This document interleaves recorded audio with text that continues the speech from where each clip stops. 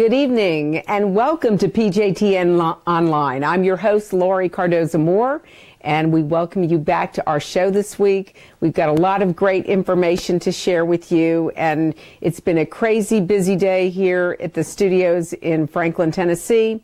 And of course, we were at the state legislature in Tennessee. We're going to talk a little bit more about that. For our new audience who are joining in tonight, we want to welcome you. Proclaiming justice to the nation's mission is to educate Christians about their biblical responsibility to stand with Israel and our Jewish brethren against the rise of anti-Semitism. And those of you who have been following PJTN and following the issues surrounding anti-Semitism and Israel, you know that ADL came out with a report that in 2017 we saw an alarming increase in anti-Semitic incidents here in the United States. We've seen an increase in Europe. We've expected that, but we never expected to see the numbers that we see here. And so it's our mission as an organization and also with this program to educate and equip you with information so that you can share this information with family and friends, so that when you experience or you hear about anti-Semitic incidents in your community, or people making comments, you are equipped with the information to respond. And we're going to talk a little bit about what we're doing here in Tennessee. And for those of you who are tuning in across the country and around the world, if this is something that you want to get involved in, we want to help you. Of course, we educate, then we activate. And the way we activate is we produce award-winning documentary films and television programs, and we broadcast those programs into 200 nations around the globe, reaching 2.6 billion viewers. And so you could be tuned in anywhere around the world. One of our biggest outlets, media outlets, broadcasters is Daystar TV. And we want to welcome those of you who are tuning in tonight on PJTN Line from Daystar. We're delighted to have our show on Daystar. If those of you who have not seen the Focus on Israel show, you can tune in to Daystar Sunday evenings, midnight on the East Coast, and of course 11 p.m. Central Time and 9 p.m. on Pacific Coast Time. So we do hope that you'll join us. We've got a lot of great programs lined up there, more information for you to share with your family and friends. And of course, if it is too late because you're on the East Coast, you can always set your DVR. You can tune in and watch when it's convenient for you. We also, our Focus on Israel show also broadcasts on God TV on Mondays. So if you miss it Sunday night, you can always tune in to God TV on Mondays. Check your local listings to find out when and where you can watch. So, of course, our mission is to activate Christians through our educational tools, and then we engage our community. We engage Christians to get active, get involved in their community, and we've done that through several major campaigns. One is exposing the anti-Semitic content in our children's textbooks, K through 12. We launched that here in Tennessee back in 2013. And we have received requests from across the country from parents to help them, to train them in order to review their children's textbooks, what to look for, how to respond, how can parents get engaged. And, of course, attending school board meetings is critically important. But we also want to encourage our audience to sign up, go to our website at pjtn.org and become a PJTN Watchman. You as PJTN Watchmen are, like me, watching what's going on in your community, watching what's going on around the world, really, and then engaging, finding a way to connect you with the mission so that you can speak out in your community. You can be an advocate, a voice of reason. One of the other projects that we're working on is the anti-BDS resolution. We introduced and passed that in Tennessee. We were the first state in the nation to pass the resolution. As a result of that, we launched a media campaign, and our PJTN Watchmen stepped up to the plate. We heard from people in 47 states and 11 countries. Currently, we passed that anti-BDS resolution in 10 states, Ohio is involved now. They've got their legislation, their resolution is working through the state legislature there in Ohio. And of course, Texas, it's been introduced there. They'll pick it back up in 2019. And of course, we're working on Colorado and many other states. So if you are a PJTN watchman, you want to get engaged and get involved in your community and find out what it takes to be able to review textbooks or help facilitate or introduce an anti-BDS resolution, we want you to contact us, and you can do that by calling us at our office at 615-778-0202. That's 615-778-0202. You can also email us at comments@pjtn.org. And of course, you can respond by Facebook tonight and send us a message. To become a PJTN watchman, all we ask is that you commit to a $20 a month contribution. And that way, that will help us to produce more programs like this one, like our Focus on Israel shows, and then distribute them to Christians around the world. Christians still make up the largest number of people on the planet. Unfortunately, many Christians have not been educated from the pulpits of the churches that they engage in as to their biblical responsibility, because most pastors aren't engaged in this issue. So you could even bring this message to your congregation, and we could come in and do a screening. But all it takes to be a watchman is to be committed to being involved, staying educated, and making that $20 commitment a month to PJTN to help us to continue to further our mission. And you as a partner get to share in that. And we thank you, and we're grateful for you. We want to thank those of you who have already given. In fact, we got a new list of PJTN watchmen who signed up from last week.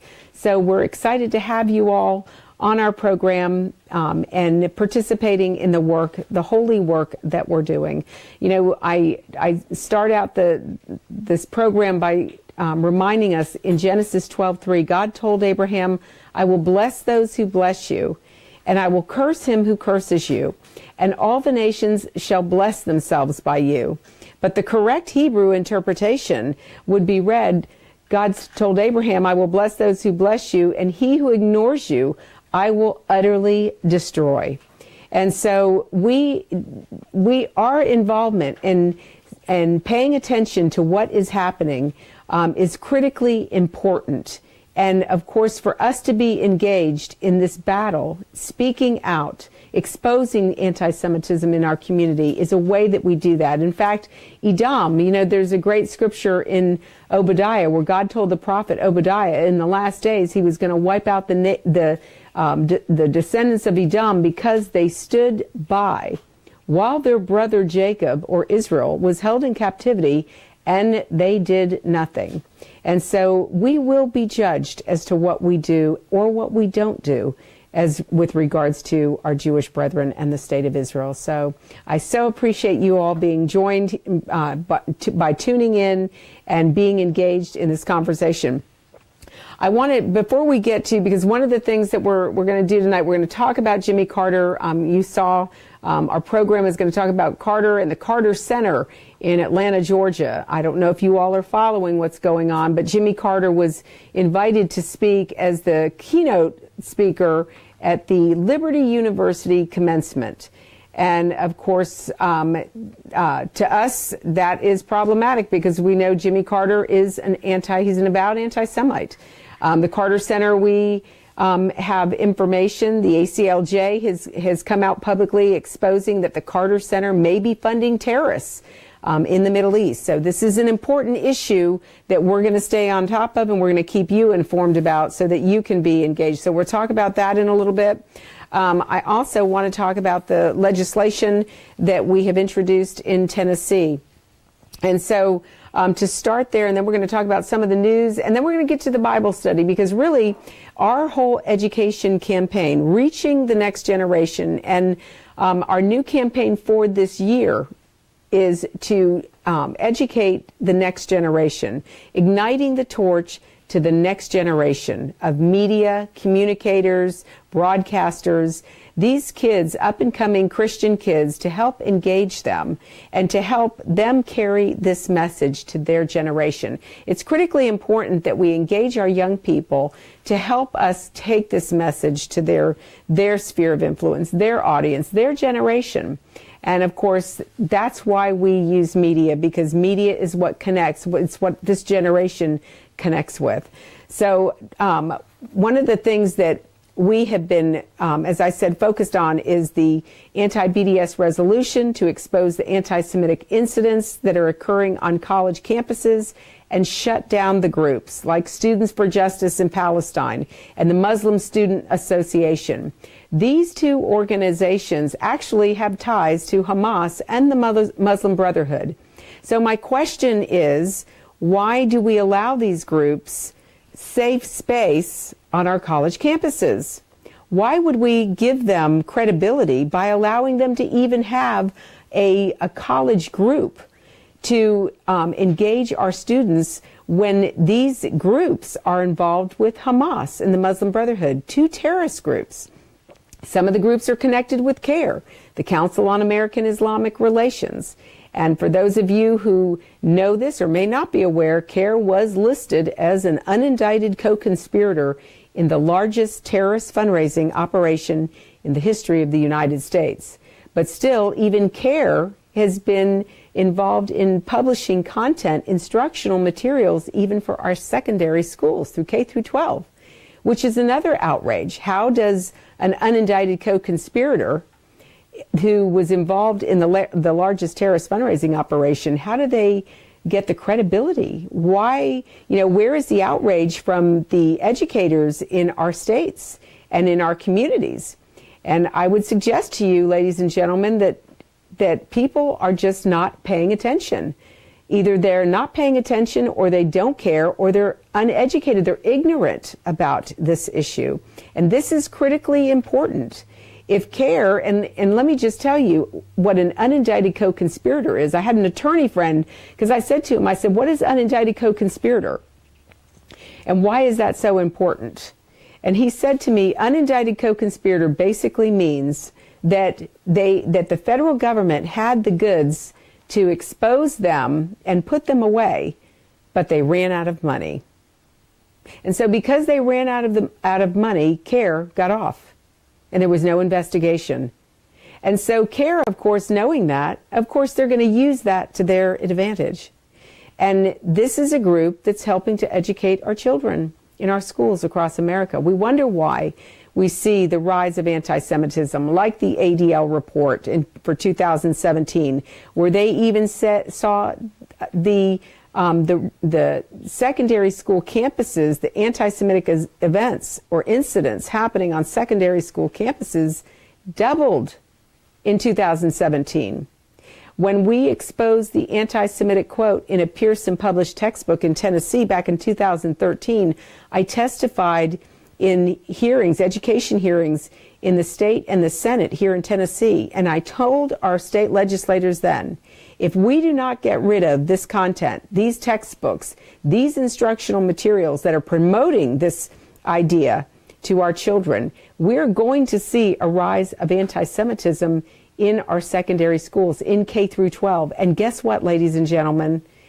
Was it prophecy? 2013? Now it's 2018, and we're seeing the rise of anti-Semitism. We're seeing swastikas carved on desktops and on the bathroom walls. We're seeing expletives about Jews. We're seeing kids salute Hitler. I had an incident here in Williamson County where a student, 5 students were leaving a building, and I had a pro-Israel bumper sticker on the back of my vehicle, and they were leaving the school building, and they walked past my vehicle. They saw the sticker, and they got 20 feet from my vehicle, and 2 of those 5 boys saluted Hitler. That's outrageous. We live in the belt buckle of the Bible Belt, and you know that those boys were either in a Sunday school program the Sunday before or their Wednesday night program at church. Is this being taught from their homes? You know, I know that anti-Semitism and replacement theology and supersessionism that fuels anti-Semitism within the Christian church is growing.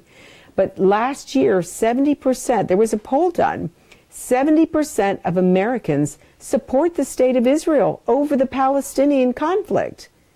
So where is this large number coming from?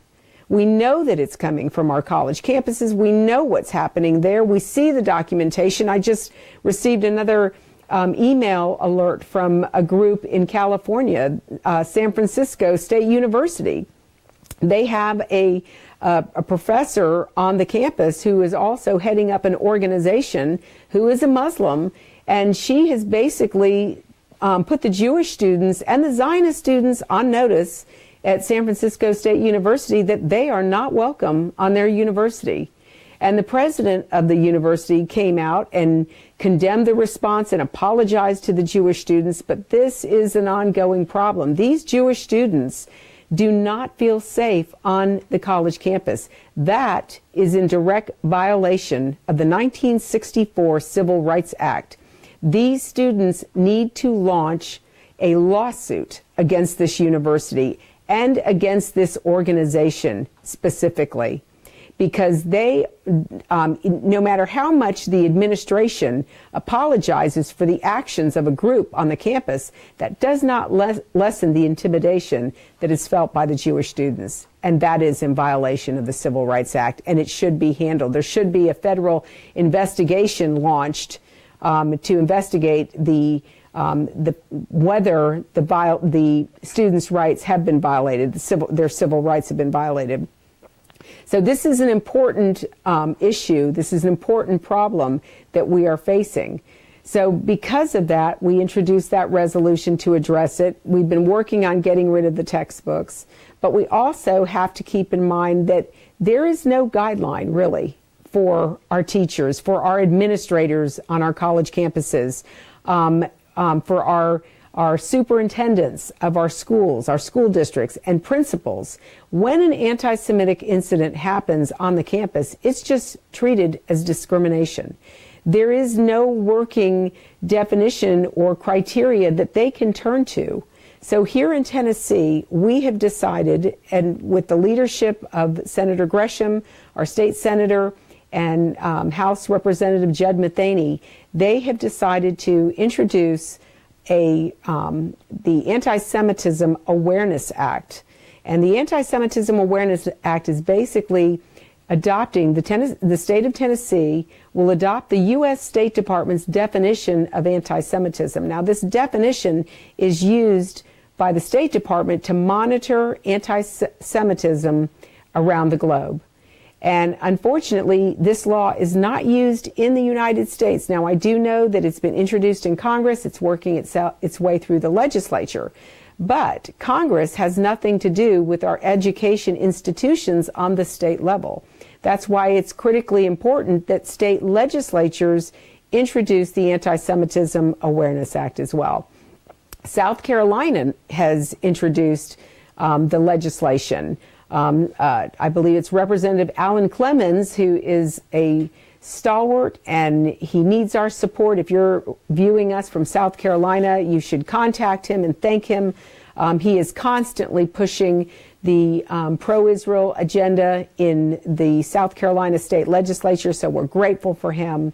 But South Carolina and Tennessee are the only two states right now currently pursuing this language.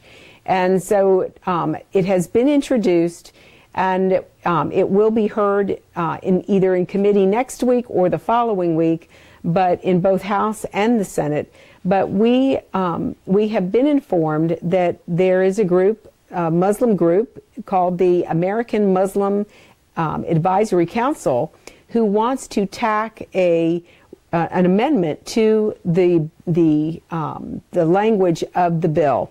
The bill is what it says it is, the Anti-Semitism Awareness Act. Anti-Semitism deals with the Jews. It doesn't deal with other groups. It doesn't deal with Muslims. It only deals, in fact, if you look at in a dictionary, an English dictionary, you look up the word anti-Semitism, it says right there, it is a hatred of Jews. It doesn't say a hatred or discrimination of other groups. It talks about a hatred of Jews specifically. And unfortunately, this group is wanting to amend our bill, basically trying to kill it, saying that they should be included in the language. Well, ironically, in our research, the same group introduced a resolution in Nashville Metro schools. They introduced their resolution to the school board, asking them to adopt a policy of what constitutes anti-Muslim activity. However, in their resolution that they drafted for the schools, they seem to be very concerned about, you know, what's going on in the state legislature, and they want to amend our bill to include them, to include the Muslim community in an anti-Semitism awareness bill that deals only with the Jews. But in their resolution that they introduced it to the school board in Metro Nashville, Davidson County, there was nothing about the Jews in their language. There was nothing about anti-Semitism mentioned in their language. There was nothing about discrimination against any other group in their legislation. So obviously, they're not interested in including anybody else in their language, but they want to incorporate themselves into an anti-Semitism awareness bill that deals only with the Jewish community. And basically, this would be a definition, if adopted here in Tennessee, and we need phone calls, we need emails sent to the state legislators. If you're in Tennessee, we need you between now and Tuesday. Tuesday is the first hearing. There'll be a hearing on Tuesday and Wednesday. Tuesday will be in the House Subcommittee in Tennessee. Wednesday will be in the Senate Education Committee. And we need phone calls and emails generated. And we need for you to contact the offices and respectfully ask the legislators to please either co-sponsor the bill and or sign on the bill and support the bill. Vote for this bill without any amendments, nothing. The bill needs to pass intact as it is. We do not want any amendments attached to it, because the amendments that would be attached would only be used to weaken the language.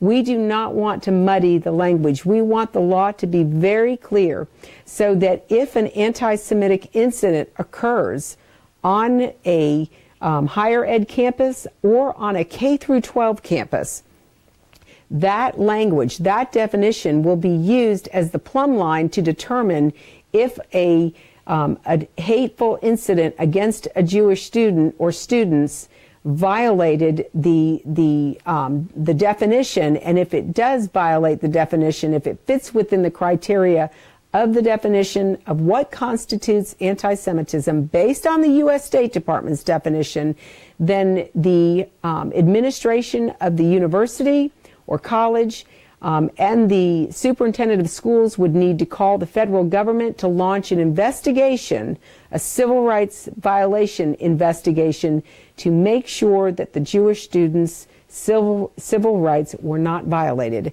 It's critically important that we have this language. We're hoping to get it passed in Tennessee within the next couple weeks, God willing. If you're not in Tennessee, we covet your prayers. And this is so critically important that we get this passed. Once we get it passed in Tennessee, we're going to launch a nationwide campaign with this. We are going to encourage other state legislatures to adopt the language as well.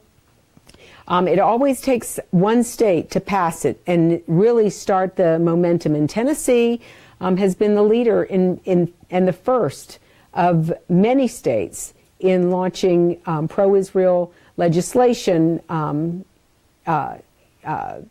bills that support our Jewish communities and the state of Israel. So it's critically important that we have your help, your prayers. Of course, again, PJTN Watchmen, this is an opportunity for you to get engaged. Once we get it passed here, this is an opportunity for you to step up in your state and be that watchman and that activist and help bring this to your state legislature. And we would be happy to help you try to do that. So again, we need your prayers, and we need phone calls. We need emails sent. You can go to Tennessee.gov and you can find the legislators there. If you'll look through the government website for Tennessee, you'll be able to find, you can search for your legislators, both your House of Representatives and your senators, and you can let them know what you want, how you want them to represent you in supporting this legislation.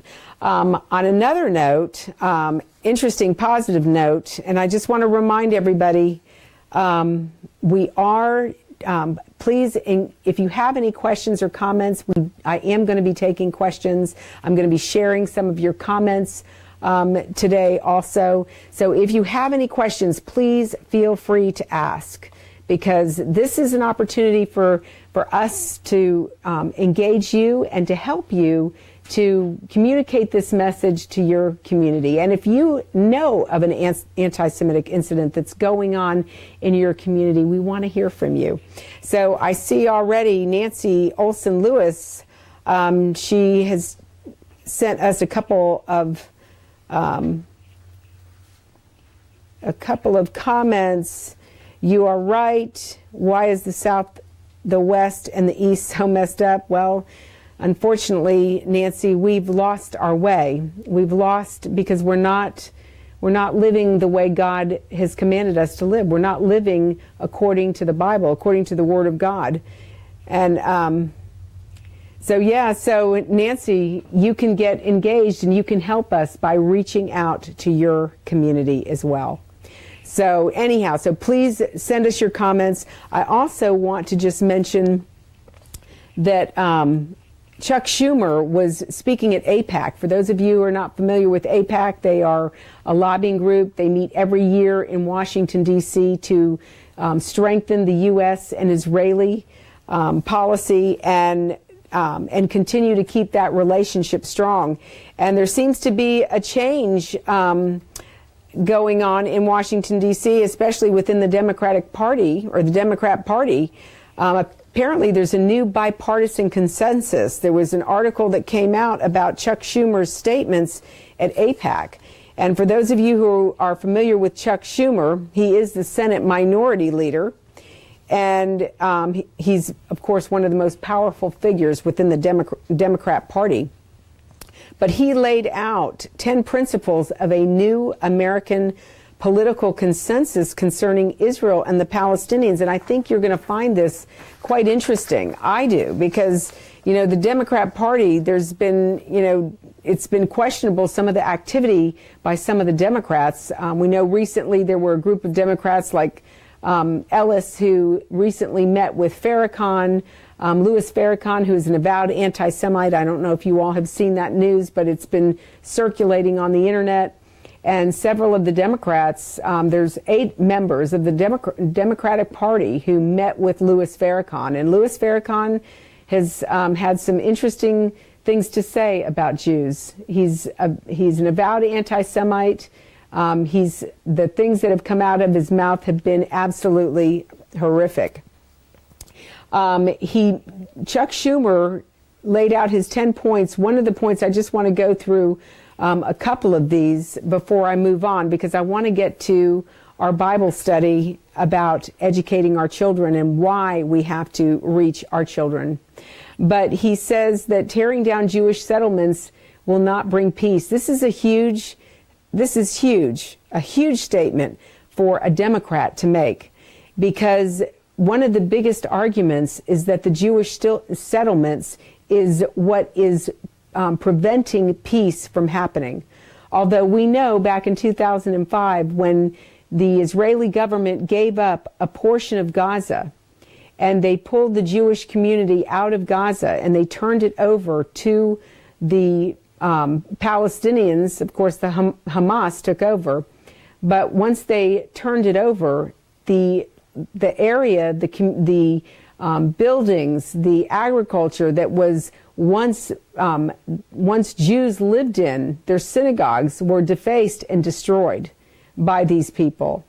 Instead of building and using the agriculture industry to build a better economy for their community and to provide jobs for their community. Instead, they sought to destroy, where they had just pulled out over 8,000 Jews from that community. And so this has always been an argument that it is the stumbling block to peace because of the settlements. But Chuck Schumer says, and I quote, "Now some say there are some who argue the settlements are the reason there's not peace," said Schumer. "But we all know what happened in Gaza. Israel voluntarily got rid of the settlements there. The Israeli soldiers dragged the settlers out of Netzarim. And 3 weeks later, the Palestinians threw rockets into Sderot, which is an Israeli border town with Gaza. It's sure not the settlements that are the blockage to peace." The fact that Senator Schumer, admitted this is a huge step forward. Another point that he made was giving more Israeli lands to the Palestinians will not bring peace. He says, and I quote, "Some say it's the borders." Schumer told the AIPAC conference, but they forget during the negotiations in 2000, Ehud Barak was making huge territorial concessions that most Israelis didn't like. It was Palestinian head or leader Yasser Arafat at the time who rejected the settlement. It's not the borders either. He went on to say, number 3, making concessions on Jerusalem will not bring peace. He said that the obstacle to peace is certainly not because we've moved the embassy to where it should belong in Jerusalem. It's not that either. The next point he made, most Palestinians do not accept Israel's existence. The reason why we don't have peace, Schumer said, is because the fact of the matter is that too many Palestinians and too many Arabs do not want any Jewish state in the Middle East. Ladies and gentlemen, it's why, if you look at the Palestinian textbooks, and this is an issue that's just recently come up, where the textbooks, the content being taught to the children in Palestinian-controlled areas, UNRWA, an agency of the United Nations who provides educational tools for the children, even admitted that there's propaganda in their textbooks, and instead of getting rid of those textbooks, UNRWA said, we're just going to provide some more supplemental materials. But these kids are still subjected to these lies and the hatred against our Jewish brethren. The 5th point that Schumer made, the Torah says that the land of Israel belongs to the Jews. Now, this is huge. He said it may not be politically correct to acknowledge Israel's biblical right to the Jewish homeland, but it's a fact that is acknowledged by millions of Jews and tens of millions of Bible-believing Christians. That's us, folks. We don't have to feel embarrassed to say it. Just as the senator was not embarrassed to say, of course we say it's our land. The Torah says it. Here is a Democrat leader of the Democrat Party who is absolutely admitting that the land based on the Torah belongs to Israel. It was not given, the land of Canaan was not given to the Arabs. There was no Palestinian Arabs. It was Palestinian Jews. They lived in Palestine. If you go back to the founding of the country, the Jewish newspaper, the Palestine Post, was their newspaper because there were Jews living in Israel. There always has been Jews living in Israel and in Jerusalem, which is the capital, despite what the world continues to say. It is the city where God said he would place his name, and it belongs to him. God is the one who determined the borders of all the nations, and he chose the nation of Israel, and he chose her borders, and he chose her city, Jerusalem, to place his name. But he goes on to make some important comments, but I wanted to at least share those 5 with you because those are incredibly important comments, and it looks like the Democrat Party may be heading in a new direction. We only hope so. And on another positive note, Texas A&M University Senate denounces anti-Semitic BDS campaign and extends support to Jewish and Israeli students.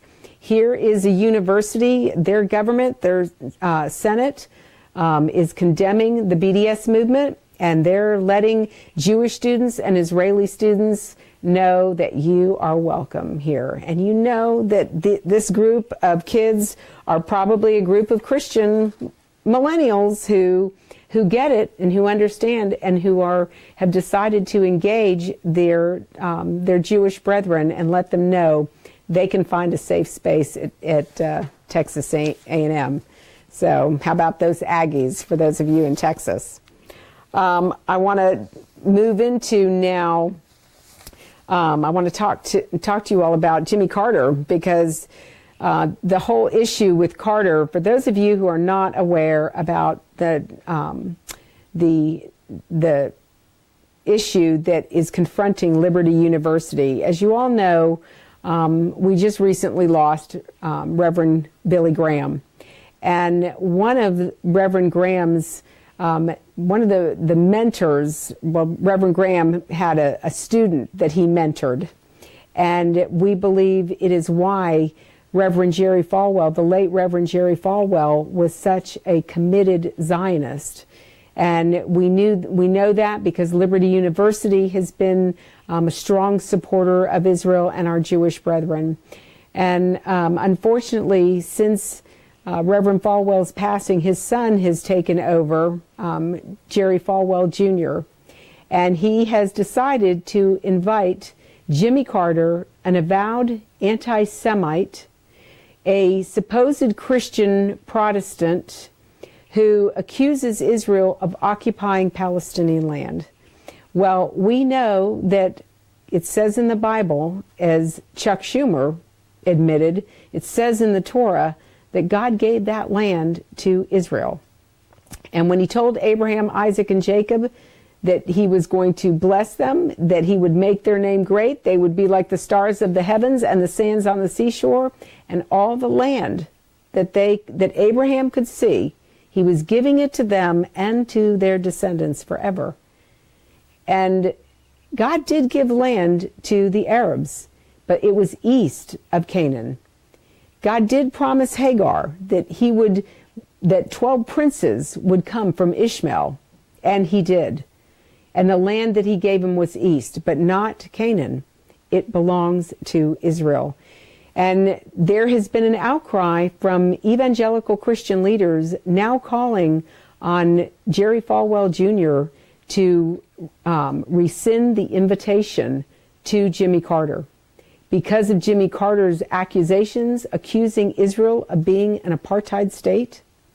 The book that he wrote years ago, Palestine, Peace, Not Apartheid, even the suggestion in the title suggests that Israel is using apartheid South Africa strategies against the Palestinian people, which could not be. It's completely false. It's a complete lie, and this man continues to communicate this message even today. I was reading earlier this week also that Jimmy Carter, there was an SS soldier whose family was trying to get leniency from the U.S. Justice Department. He was going to be removed from our country because he was involved in the murder of Jews during the Holocaust. And Jimmy Carter hand wrote a note to, at that time, a member of the Justice Department asking for mercy, asking for leniency from this bloodthirsty killer who killed Jews. And, you know, to me, for a Christian who is a Protestant who should know his Bible, he comes from the South, you know he had to have been trained up, for him to make a statement or ask for leniency for somebody who was guilty of murdering Jews and admitted it, it's outrageous. But unfortunately, there are still Christians who believe like Jimmy Carter does. I was also reading a report earlier that the PCUSA lost another 1.5 million people from their congregation in the last couple of years. I wonder why. They pass resolution after resolution condemning Israel, accusing Israel of apartheid state tactics, calling on boycott of companies who do business with Israel. So it's not surprising, but we have an opportunity to have an impact at Liberty University, and so I want to encourage you to join me in calling Liberty University, call their main office, ask them to disinvite Jimmy Carter. Jerry Falwell Jr., in his statement about why he invited the former president of the United States, was that because Jimmy Carter has done a lot throughout his life in helping to feed the poor, and that's the Christian thing to do. And though it is, however, Jimmy Carter has done nothing to honor what God honors. God said that Israel was the apple of his eye. And obviously, Israel is not the apple of Jimmy Carter's eye. So I want to encourage you all to please consider making a phone call to Liberty University, and please express your request that you remove him, that Jerry Falwell Jr. remove him from their lineup for their commencement speech. Okay, so I want to also mention that I want to encourage you all to visit our website while we're getting ready. I'm going to transition because I just noticed we're running low on time, and I want to just hit a couple of scriptures because we're continuing our Bible study on why we should be standing with Israel, why we should be teaching our children, the next generation, that we should be standing with Israel. So it's critically important. For those of you who tuned in last week, our scripture theme this year is out of Joel 1, verse 3. And the verse says that we are to teach these truths to our children, and they to their children, and their children's children throughout their generations. Well, what truths was Joel talking about? He was talking about the Torah of Moses. He was talking about the law. He was talking about God's statutes, his commandments, his decrees, that we were to teach these things to our children and to our children's children throughout their generations, so that they would know how to live their lives, so that they would know about what God did, the miracles that God wrought for his people throughout history. And I used an example. I was speaking to a group earlier today, and I used the example of how when we teach our children, if we look at the lawlessness that we see going on in our schools, look at what's happening with our children. We had that horrible killing in Parkland. We had another senseless murder that just recently happened in Florida, where a 17-year-old boy who was a Muslim convert was at a sleepover party with his friends and slit the throat of one of his friends, killing him and stabbing the mother and another son. We look at the chaos that is going on. We look at, how our children are not engaged. They're not studying the Word. And the reason why we see the lawlessness and the chaos is because they're not grounded in the Word. It's critically important that we teach these truths to our children. That's why God told Israel, you are to teach these things to your children and your children's children, so that when they are older, they will not depart from these truths. But in Psalm 78, I want to just read a couple of verses here. It says, "Give ear, O my people, to my law," or my Torah. "Incline your ears to the words of my mouth. I will open my mouth in a parable. I will utter dark sayings of old, which we have heard and known, and our fathers have told us. We will not hide them from their children, telling to the generation to come the praises of the Lord. This again, the psalmist is writing about how we will teach the Torah to our children. The first 5 books of Moses, the Torah, the Septuagint, in the Old Testament, Genesis, Exodus, Leviticus, Numbers, Deuteronomy, those first 5 books are the plumb line. That's the foundation of all of our lives. It's the foundation of how we should live our lives. Everything is there. The prophets and the writings, even the New Testament, should testify to these truths that are found in those first 5 books.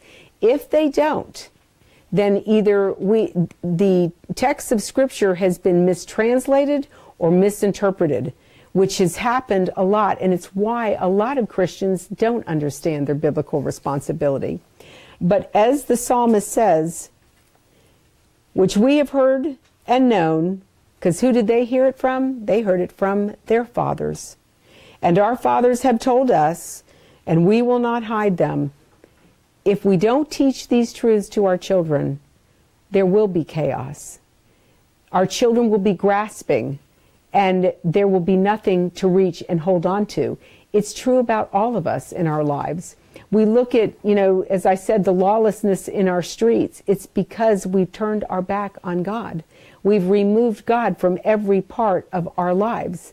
We first took him away from our children in our schools. If you think about it, who has more influence over our children these days?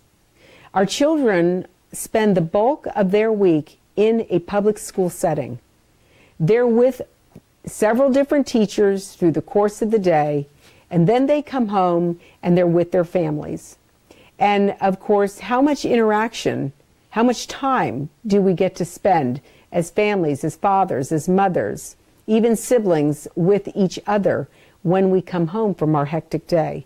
On the weekend, what are we doing and engaging? How are we engaging our children? How are we teaching these truths? Because they are being bombarded with all types of false doctrines and traditions that are not biblically sound. And of course, there's lawlessness. It's why we have the chaos going on in our communities. And I spoke with the state legislator here in Tennessee, who actually was marching. She was involved in several of the marches with Martin Luther King Jr. And she remembers growing up as a little girl, being treated in this horrific, horrendous way. And she couldn't understand why she couldn't be accepted just because she was black. Why was she judged differently? And she told me the story of getting on even a school bus. And of course, again, this was back then in the 60s. And where was the church? Why did Christians treat our African American brethren the way we did? Why did we treat the Jews the way we did in Germany? Why did we turn our back? Why did Christians turn their back not only on the African American community for many years during the civil rights movement, but even in Germany when we saw Hitler rise to power and we watched the slaughter of Jews? Where was the church? Why wasn't the church reading its Bible? Why weren't they teaching these promises, these covenants, these truths to their children? And ladies and gentlemen, it comes out of ignorance because it wasn't being taught from the pulpits. This is so critically important. These messages, if we're going to turn our nation back, it's because we as parents are re-engaging with our children.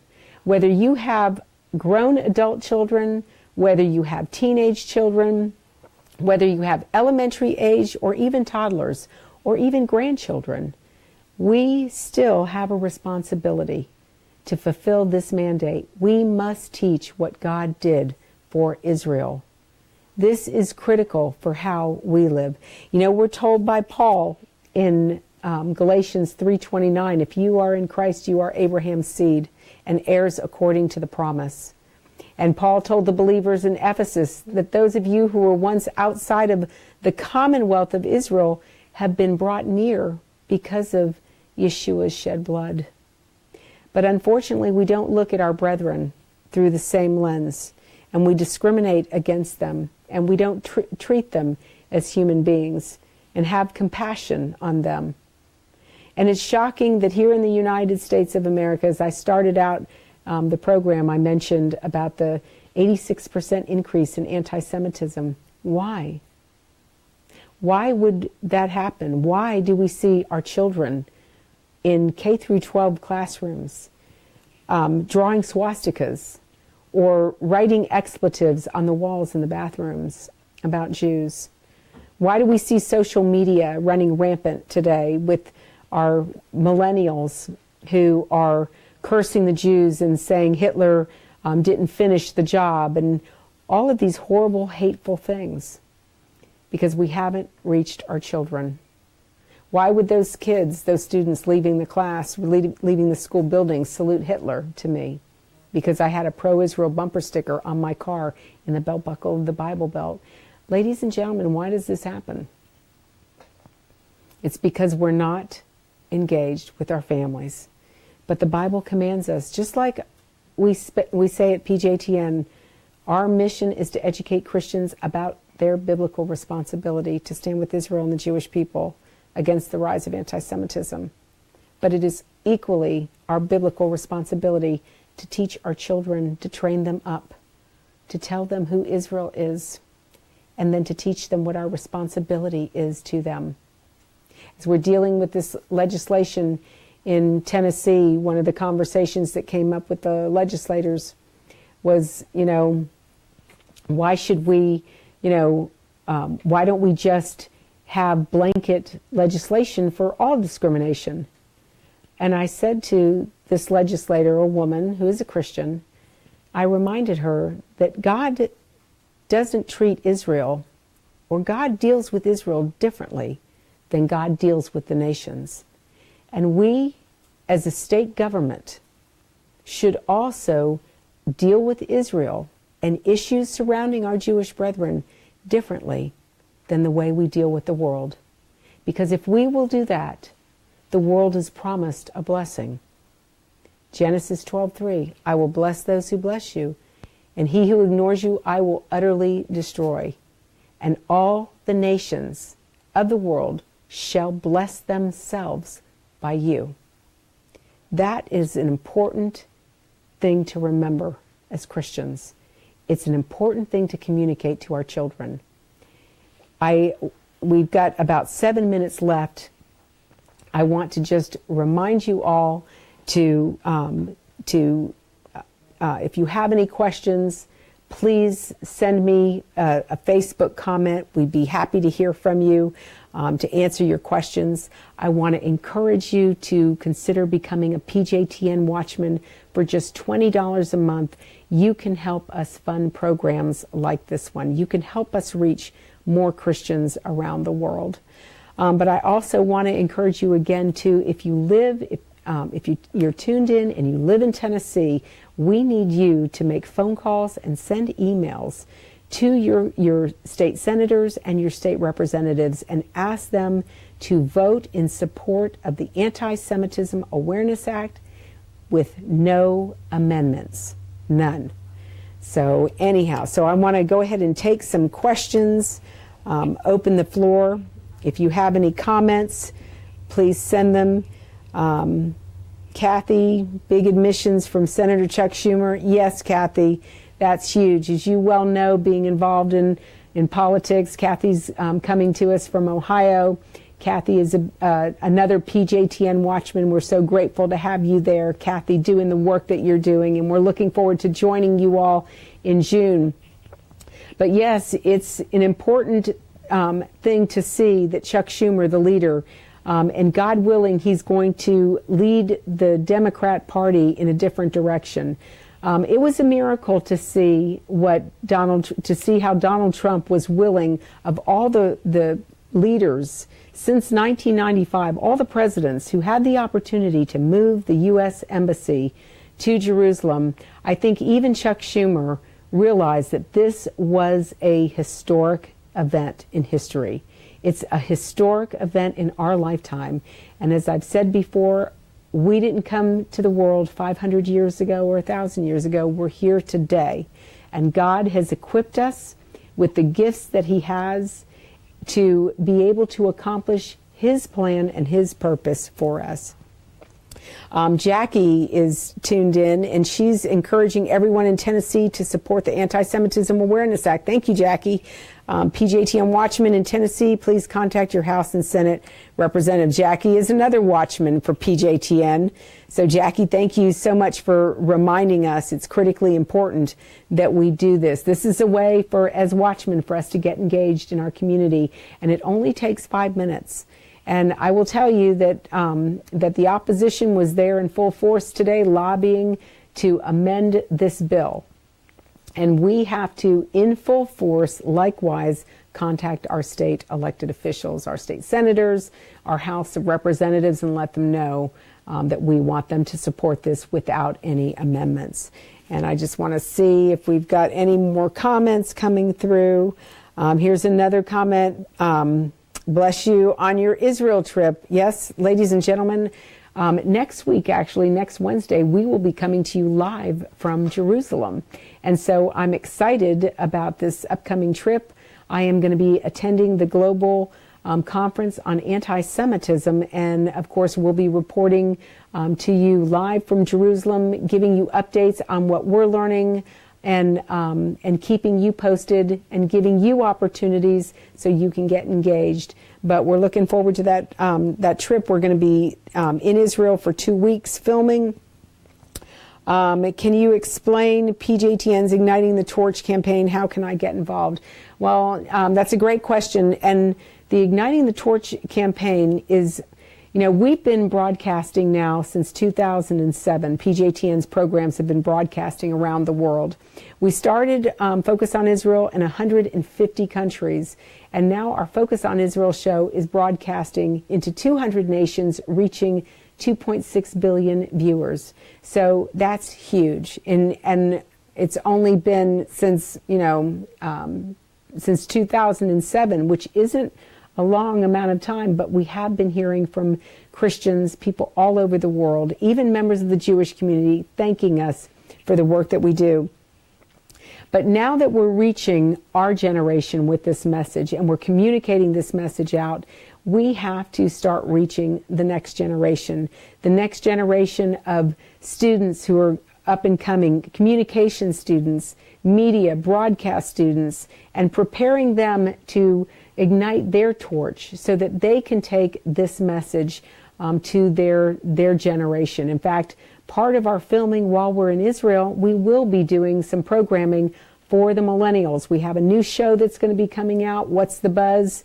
And that program is geared toward the younger generation to educate you all, the younger, the millennial audience, with more information so that to help them understand the issue in Israel, to help them or allow them to hear a perspective they're not going to hear in their or read in their school textbooks or hear from their college campus professors.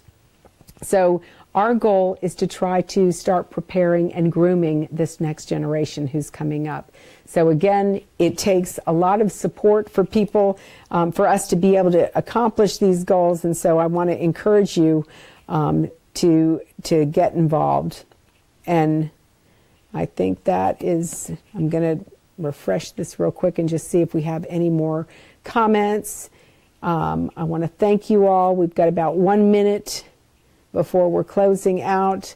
Again, visit our website, pjtn.org. Sign up to get on our mailing list. Become a PJTN Watchman for just $20 a month. That's 4 cups of coffee. And help us to take this message out to a global audience. God bless you, and thank you for tuning in this evening, again this week at PJTN Online. I'm your host, Lori Cardoza Moore, signing off.